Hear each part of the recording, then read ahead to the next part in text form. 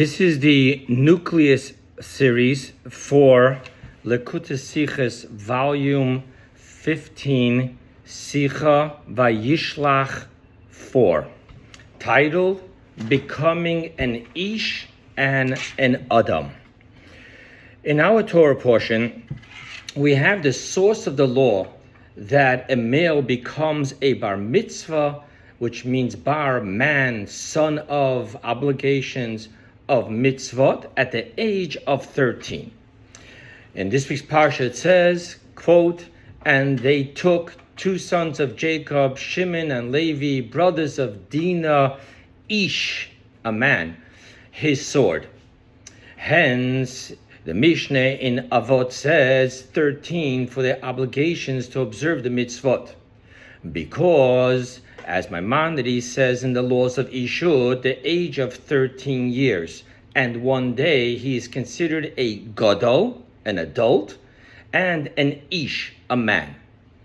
And as the verse states in Shemot, "Who made you an ish, a man, over us," which means a gadol.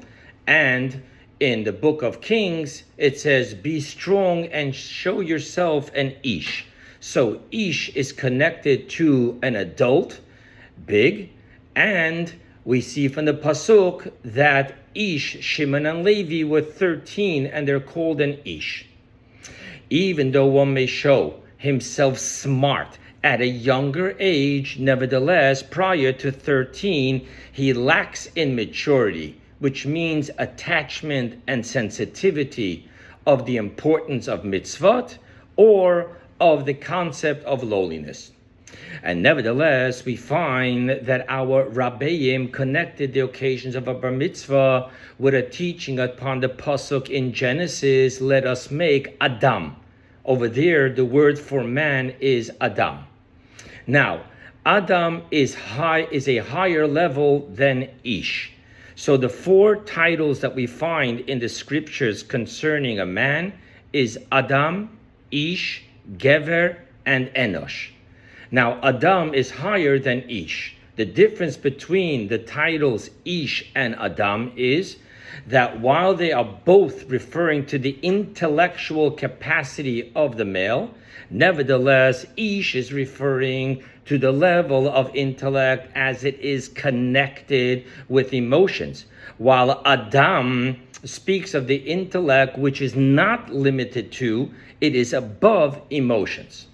So, if the law states that it is enough to be an ish, to become a bar mitzvah, then why are our Rabbeim connecting becoming a bar mitzvah with having to also become an Adam?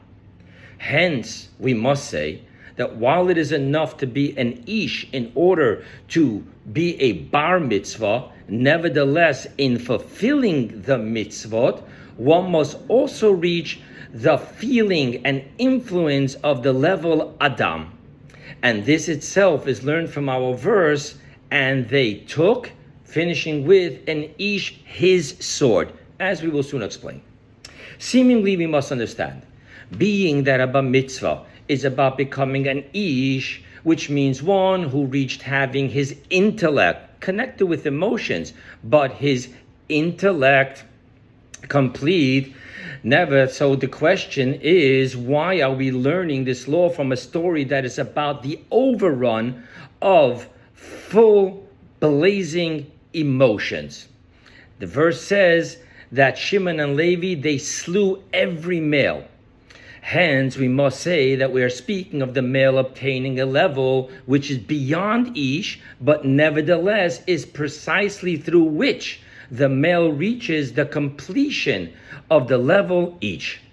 Which is why the Rabbeim extrapolated from this very verse that it isn't enough to just reach the level of Ish for a bar mitzvah, but rather one must also reach the feeling of and being influenced by the level Adam. The explanation to all this is that there are two opinions concerning the law 13 for the obligation to observe the mitzvot. One opinion is that this age is extrapolated from the verse, telling us that this is the natural biological age of maturity.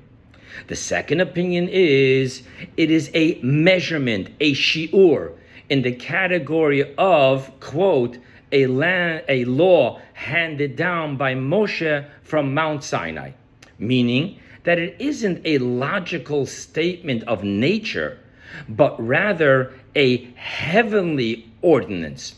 Now, note, what we're saying here is that the heavenly ordinance creates the natural phenomena and not vice versa.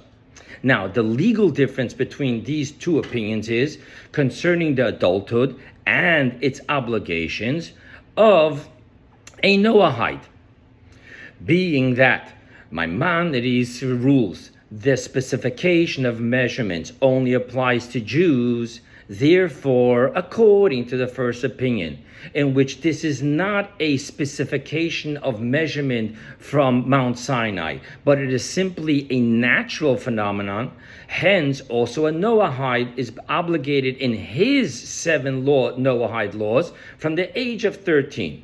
While according to the second opinion, that this is a heavenly ordinance, which is not only applies to Jews and not to Gentiles, it now becomes an individual time for this specific Noahide when he becomes or she becomes mature without a global hard measurement of 13 for all. Now, the impact of these two opinions upon our service to God is opinion number 1 states that we must begin our service to God becoming a bar mitzvah with our natural intellect, learning to understand and appreciate Torah and mitzvot. While option number 2 dictates that we are to approach the Torah and mitzvot with obedience, a heavenly ordinance. And nevertheless, also, opinion 1 mandates that our natural intellect be founded upon obedience and self-sacrifice, and hence learn out this natural phenomenon of maturity at the age of 13 from the verse, and they took a ish his sword, self-sacrifice. We also find this concept in the verse in Deuteronomy, see, I have set before you today life and good and death and evil. And then the verse concludes with, you shall choose life, saying that even the most natural choice to choose life over death must be based upon God commanding us, you shall choose life. Now, in the category of Adam itself, there too exist 2 categories. 1, as mentioned earlier, the ultimate completion of human intellect beyond being limited by our emotions.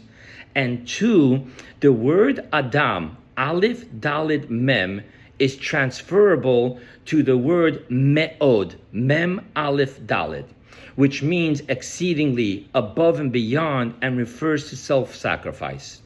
Hence, our Rabbeim are demanding of us that our bar mitzvah be of 1, even with our complete intellect, Adam, that we serve with self-sacrifice, Me'od, and 2, that our self-sacrifice, Me'od, imbue our intellect, Adam, that we serve with self-sacrifice, and that it imbues our entire faculties.